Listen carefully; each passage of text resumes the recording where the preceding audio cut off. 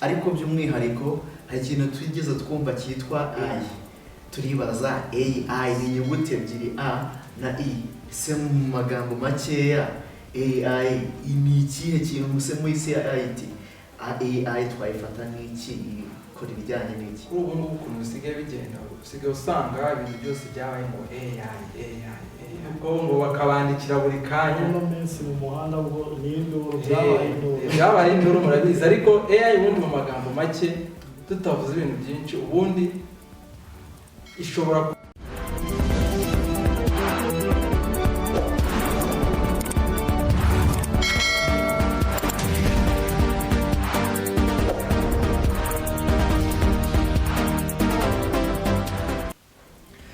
ndagushimiye cyane dukurikirana kuri Santo Media, haba kuri platform zacu nyinshi zigiye zitandukanye, ariko noneho turi kumwe kuri YouTube channel yacu ari nayo yanyu. Nkuko twabibasezeranyije rero twabwiye ko tuzajya tubakorera ibiganiro bya technology, by'umwihariko ibijyanye na data mining cyangwa data analyst ndetse n'itwa blockchain.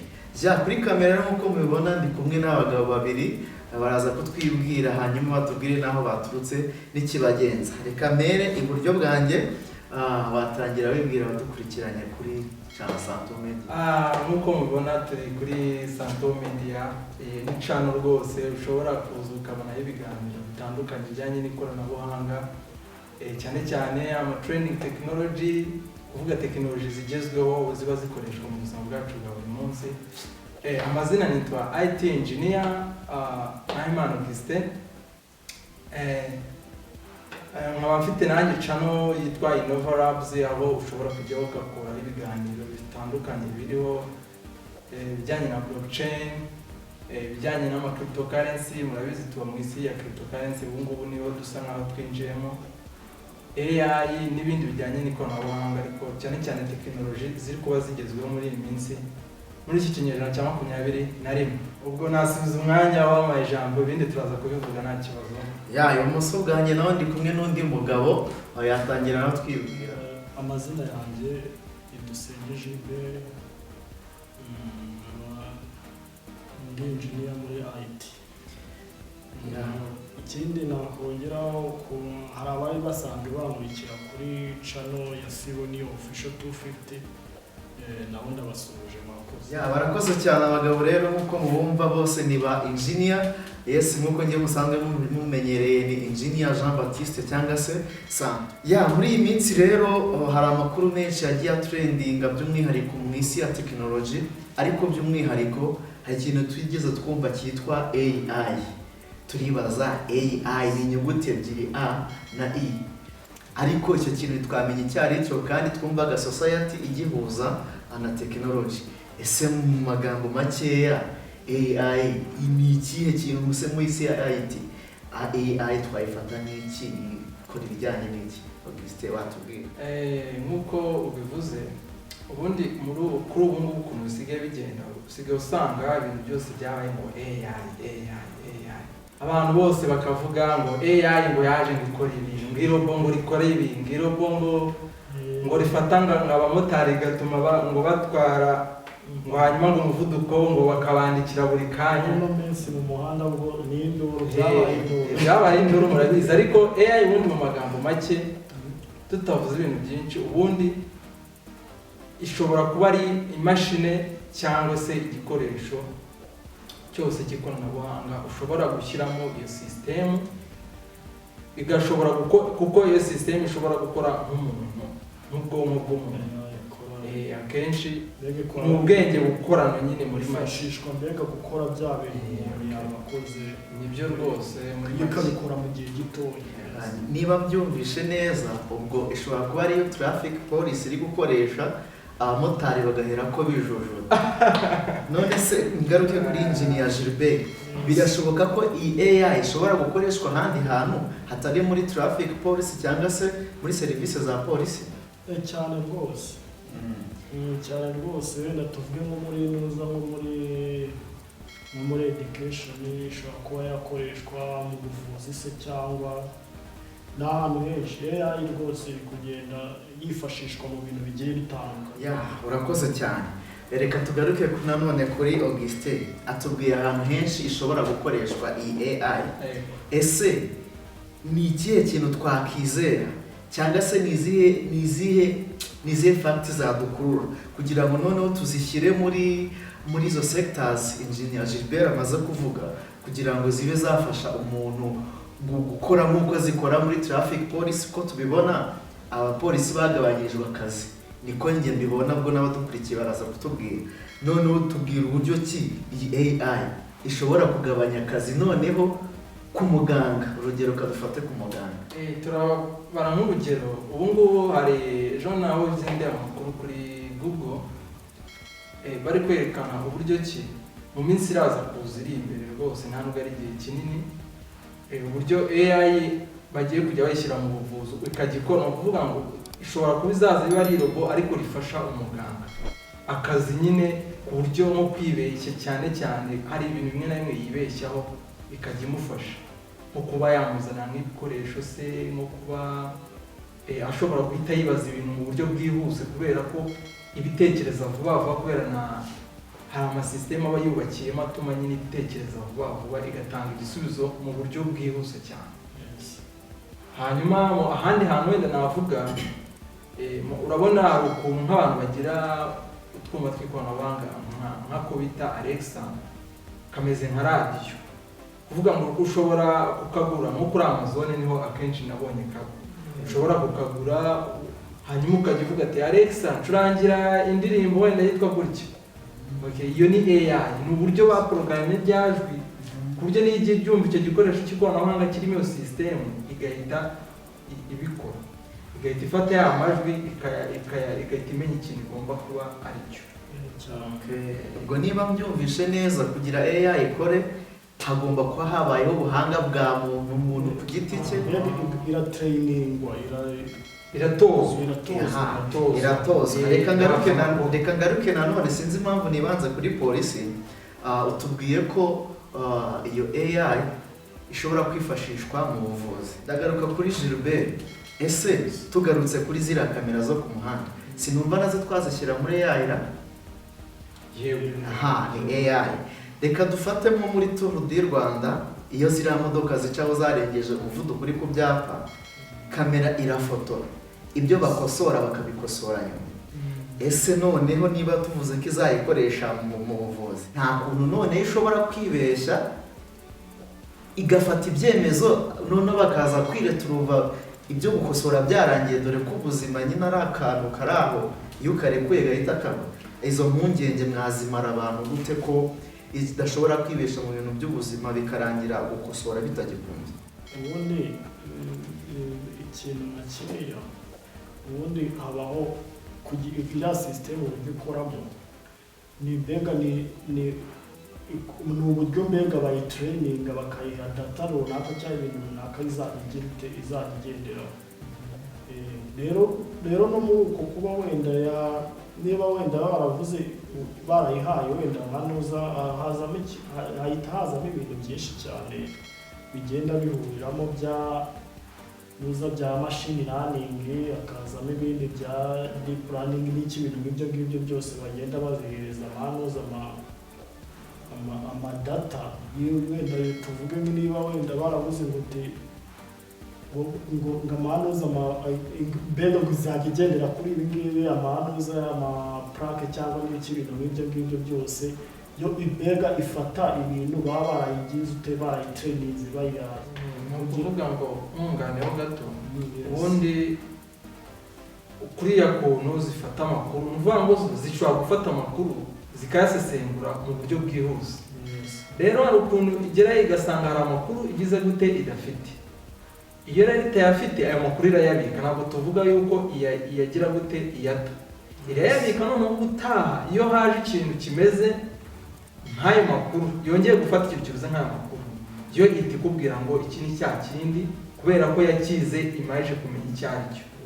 Ni ukuvuga ihabwa amakuru ni imashini ihabwa amakuru cyangwa system duha amakuru hanyuma uburyo yubakitsemo imbere ni uburyo bw'imibare utahita usobanura abantu kugira ngo bahite babyumva. Ubu ngubu kereka winjiye muri tekinoloji ndani cyane nibwo wahita ubibona ariko tubisobanuye mu buryo mu buryo bworoshye cyane umuntu ashobora kubasha kumva. Iyo mashini ihabwa amakuru hanyuma ikagenderaho, ikaba yanamenya ndetse n'ibindi bizaza ejo imbere y'ayo makuru itewe n'ukuntu yasesenguye ku ijanisha wenda runaka, ku mubare runaka. Bisanga iba yaratraininzwe bihagije kugira ngo hataza kubaho kugenda kwibeshya. Muramfasha niba numvishe neza, numvishe mukomeza muvuga ni imashini ikora gutya, ni imashini ikora gutya, ariko imashini dusanzwe tuzi nk'abantu batamenyereye ibintu bya ICT cyane ni imashini laptop, mudasobwa. Muraza kudutandukanyiriza gute iyo AI mwise nk'imashini ndetse n'iyi mudasobwa isanzwe, kuko nayo tuyihaye ibintu irabikora bitagombye ngo dukoreshe imbaraga zacu cyane. Ese iyo AI iratandukanira na mudasobwa, ni iki cyusumbuyeho kuri mudasobwa icyo aricyo AI yazanye? Muraza kubitubwira. Taza kubisobanura muri ubu buryo. Twavuze ko ari imashini ariko si imashini isanzwe muri make, kubera ko itekereza nk'abantu, yubakitsemo icyo kintu kibaho, itekereza nk'abantu, igira ubwonko bumeze nk'ubw'abantu. Kuvuga ngo uko AI uko twayumvisheho ubundi tuyishyira mu byuma by'ikoranabuhanga, ni nka system nk'uko tuzi system z'umubiri zikora, tukavuga ngo system y'amaraso ikora gutya, system y'igifu ikora gutya, niyo nayo ni system abantu bubaka bakayihereza uburyo izazikora igendeye ku makuru igenda ihabwa muri sosiyete y'ingiyi tubamo atandukanye. Ubwo nyine wa mugane wa mukecuru ikintu cya mbere ni amakuru. Ikindi nakongera ni uko buriya aho itandukanira n'iyo mashini wenda wise iyo computer cyangwa iyo laptop, buriya nuza laptop cyangwa computer mbega yo ikora ibintu wayihaye, ikora ibintu wayihaye, ariko iyi nuza iyo AI yo ishobora kuba mbega yakora ibyo yitekereje, yanongeraho n'ibindi. None se muri uko kwiyongereraho nishobora kongeraho ibintu biri buze kugira bad effect bitewe na environment ibikoreyemo? Nabyo birashoboka. None se ko numva njye ndumva ku giti cyanjye ntacyo yabije kunganira umuntu, kuko niba ishobora kwibeshya igakora ibintu batayitumye kandi n'umuntu ashobora kubikora, sinzi aho umuntu yakura izo mbaraga zo kureka gukoresha umuntu agakoresha iyo AI kandi nayo ishobora kwibeshya. Ishobora kwibeshya yego, ariko akenshi yibeshya bitewe n'amakuru yahawe wenda atariyo. Akaba yahawe amakuru wenda atariyo, nkavuga ati wenda ngiye gukoresha AI wenda mu buvuzi, ni urugero niho twakunze gutanga urugero. Hanyuma noneho tukajya dufata umwanzuro, tukajya tugiye nko kuvura nk'umuntu, wenda tukayibwira ati kata hano, ikakata. Nibyo turayibwiye gutyo, turayitreninze gutyo, nyine turayitoje ko izaza ikata wenda gutya gake gutya. Urumva nta muwa kenshi igira, ariko hari ibintu idufasha ishobora gukora umuntu atakora ako kanya mu buryo bwihuse. Iyo ikidufasha no gukora ibintu mu buryo bwihuse umuntu rimwe na rimwe atabasha gukora. Atabasha gukora nko gutekereza, wenda gutekereza umuntu yatekereza bitandukanye n'iyo AI. Ariko nanone iyo AI niba yahawe amakuru nko gusesengura amakuru menshi cyane mu buryo bwihuse, amakuru ya AI na AI kuyasobanura ni vuba kurusha umuntu ko yahita abisobanura. Urebye nuza mbega AI nk'uko wenda warubivuze, cyangwa wenda iyo robot cyangwa n'ikibintu nk'ibyo ngibyo mu gihe ikoreshejwe isimbura umuntu n'ikibintu nk'ibyo wenda nko kwa muganga, uriya wenda tuvuge nko kuvura umurwayi, nko kuvura umurwayi wenda uyikoresheje mu kuba yavura umurwayi mu gihe wenda agakoze umuntu.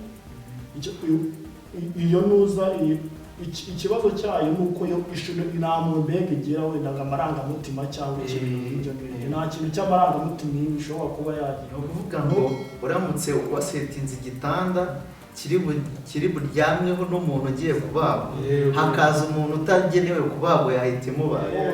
Rwose yahita imugezaho nta bintu by'imikino bifite. Numva asa nk'ubwo bisaba gukoresha ubwenge cyane wiyirinda kurusha uko hakabaye hari ubu. Niyo mpamvu twagiye dutanga ingero zitandukanye kugira ngo ubashe yakunganira, kubera ko hari ibintu cyane cyane bisaba imbaraga ishobora gukora ariko utanga.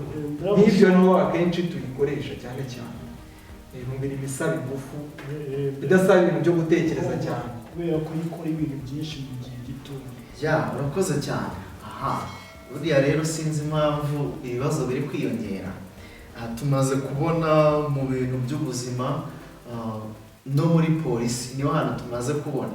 Ese dufite n'izindi segiteri nyinshi. Ubundi ibintu bya tekinoloji byakabaye byiza bise bijya no mu myidagaduro. Ese iyi AI muhora muvuga duhora twumva, birashoboka ko yakoreshwa no mu myidagaduro bigakunda? Mu myidagaduro byakunda rwose cyane cyane cyane nk'iyo tugiye kureba nk'abantu bakora indirimbo. Ubu ngubu mu minsi iraza no kuzaza kugira ngo uzaze utandukanye indirimbo koko kari iya nyayo cyangwa n'itari iya nyayo, nabyo bizaza bigorana, ariko izo ni zimwe muri challenge zayo. Ariko tugiye kureba ubu nko gukora nk'indirimbo wandika yagufasha kwandika vuba vuba, kuko mbere byaratindaga umuntu akandika ku mpapuro, rimwe na rimwe akaba yabura nka vase yagiye atangamo, nyine ugasanga nka rufure wenda ye yanditse ukuntu yabibuze. Ariko ubu ngubu niba ushobora gukoresha iyo AI ukaba wafata nka bya bintu wanditse ukajya uvuga, hanyuma yo ikaza kubikwandikira, ukaza kubyandikura neza mu buryo bworoshye nko ku rupapuro ubiprintinga ubisohora nko mu mashini. Niba numvise neza, AI ishobora kugufasha ukavuga ikabishyira mu nyandiko. AI ziramo ku bundi agiye atandukanye. Hari ishobora yo gufata bwajwi bwawe ikabishyira mu nyandiko, cyangwa ukaba wayihereza amagambo mbega uyatayipinze, then yo ikaguhereza amajwi.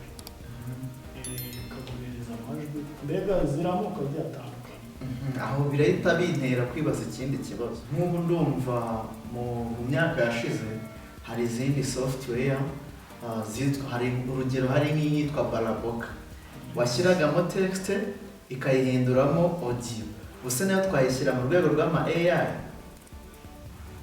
muraza kumfasha? Wenda aho ngaho sinigeze wenda nyikoraho ubushakashatsi nuza ngo umenye ukuntu ikora, ariko muri make ibaye ishobora kuba yakombata ibyo bintu koko, ayo majwi ikaba yayagiramo inyandiko se, cyangwa se inyandiko ikayigiramo amajwi, nayo dushobora kwita AI. Ishobora no kuba AI ubundi akenshi hari iziba twita ngo zikomeye, twita ngo strong AI, tukanagira n'ibyo bita ngo ni weak AI. Ariko byo ntabwo twahita tubyinjiramo ubu ngubu. Ama-weak AI yo ni mu buryo busanzwe twakoreshaga busanzwe bwo kwandika mu mashini, uyihereza ibyo ugomba gukora ikabikora, n'ibyo bikarangiye. Ariko ayo ma-strong AI cyangwa ama-AI akomeye ariyo ubu ngubu turi kubona, ariyo abantu bari guporogaramu ngo abashe gukora ibintu runaka mu gihe gitoya, niyo ayo ngayo twita ama-strong AI, niyo turi kuvuga ubu ngubu hano.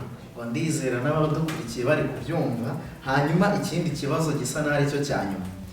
Murabizi, urabizi nk'uko mubizi, igihugu cyacu hamwe mu hantu ingengo y'imari ituruka ni mu bukerarugendo, ariko sinzi umwanya ubuhinzi n'ubworozi biriho, ariko ndumva nabyo bitanga umutahe mwinshi cyane kugira ngo igihugu kigire ingengo y'imari. Ese muramutse muzanye cyangwa se iyo AI iramutse ikora ahantu hose, ntikore mu buhinzi, ku bwanjye numva cyaba ari ikibazo. Engineer Gilbert, ese birashoboka ko iyi AI ishobora gukora mu buhinzi cyangwa ubworozi? Iyo AI birashoboka cyane. Gerageza utubwire, ndumva abahinzi mutera agatebe twumve abahinzi tubwire. urabona AI muri ubwo buhinzi dukenera wenda kuba twakuhira n'iyo myaka twakuhira n'iyo myaka cyangwa se wenda ibyo tukaba twanabikoresha wenda mu kuba isuzuma wenda nabwo igihingwa gishobora kuba cyagize indwara runaka dushaka ko wenda iyo ndwara tuzatuyimenya mbere tukavuga ati tugiye kubaka iyo AI izaza idufasha kugitandukanya iki kintu ikagishyira mu cyiciro runaka avuga ati iki kirarwaye bitewe n'amafoto yagiye ifata ikayakorera ubusesenguzi igatanga igisubizo cyadufasha kumenya ngo ubutaha tuzaba tumenya iyi ndwara yaje gute cyangwa se biterwa n'iki, tukabishyira n'abantu bashinzwe ibintu abantu ba specialiste bashinzwe ibintu by'ubuhinzi bagashobora kuba hari ikintu wenda bagira inama ku bahinzi cyane cyane urumva ko AI yabifashije kugira gute gukusanya amakuru. None se ayo mafoto uragenda ukayafotora mugerageze mudusobanurire neza aho hantu ubwo uhita unabihuza n'uburyo sinzi niba AI byagombera gusaba ngo ibituriye umugezi ibone kuhira ibyo bihingwa nabyo uraza kubitubwira kugira umuhinzi udukurikiye amenye se ushobora nawe kujya kuyigura uradusobanurira ibyo ari byo. Nta kibazo aho turabisobanura muri ubu buryo. Ubundi tugira smart device ibyo bita ibikoresho bigezweho mu kinyarwanda ngenekereje gutanga ubusobanuro.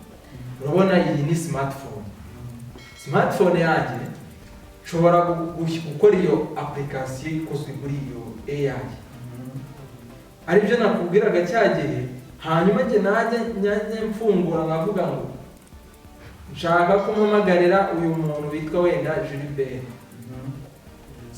yo ako kanya bya jwi ryangite ibyumva bitewe n'udukoresho dukoze iyi device ya application yagirimo, yo itikusanya amakuru ako kanya vuba kuko ni system iba yarubatswe igendeye kuri kugira igende ireba ijwi ry'umuntu imenye ngo iri n'ijwi ry'umuntu, iri n'ijwi wenda ry'inyamaswa, iri n'ijwi wenda ry'ikintu runaka bitewe n'amakuru yagiye ihabwa. Noneho ariho handitse itambuka avuga ngo duhamagareho ko umuntu bita Gilbert, igahita itanga iyo commande muri iyo system igahita imuhamagara. Birahura gute n'ubuhinzi rero? N'ubuhinzi rero birahura gutya.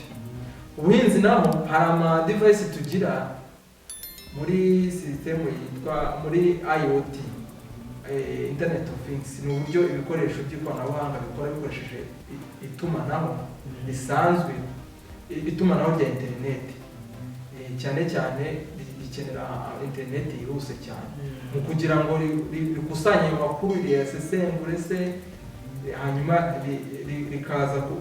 bigatuma abantu bashobora kuyagenderaho bavuga ngo bizatanga ibisubizo ibinini cyane bigakusanya ibyo niba ari ubukonje bw'ubutaka. Ibyo bikoresho rero bikusanya ayo makuru. AI yo ikintu izikora kuri ibyo bikoresho iba yubakiyemo indani ifata ya makuru noneho yo ikayasesengura. Kuba bya bikoresho by'ikoranabuhanga byafasha amakuru, AI yo nk'iyo twubakiyemo nka system aho kuri ibyo bikoresho by'ikoranabuhanga byafashe ayo makuru biyohereza kuri iyo system yo dufite ukuntu twabyubatse, hanyuma igasesengura ayo makuru, yamara kugasesengura twege ikaduha igisubizo tureba kuri iyo system yacu tukavuga ati report yayo ni raporo yayo iraduhereza ibi n'ibi. Nk'uko mubyumvishe rero murumva ko AI ishobora kuba igiye guhindura isi nk'uko mbyumvishe. So ndumva turi kugera ku musozo w'ikiganiro cyacu, twabanye n'abanaliste beza cyane, mwumvishe ko ibintu babwiye babyumva neza, kandi mbibutsa ko iki kiganiro kiri buze guca kuri Innova Labs channel ya engineer ndetse na channel yitwa Sonio 250. Iki kiganiro cyabaye ni collaboration murambabarira, nuvuga ngo ababakurikira ndetse n'abakurikirana Santo Media ikiganiro muraza kukibona. So ndabashimiye cyane rero, mwakoze kuza. Wakoze cyane kudutumira nawe, ubutaha rero uko kumva nawe bose ni ukuvuga ngo nabonaga ndibuze kubadistabinga, ariko ubutaha murakoze, dukunda abaduha challenge. Wakoze cyane engineer Augustin. Namwe mwadukurikiye rero turabashimiye, naho ubutaha ibiganiro byacu birakomeje. Murakoze.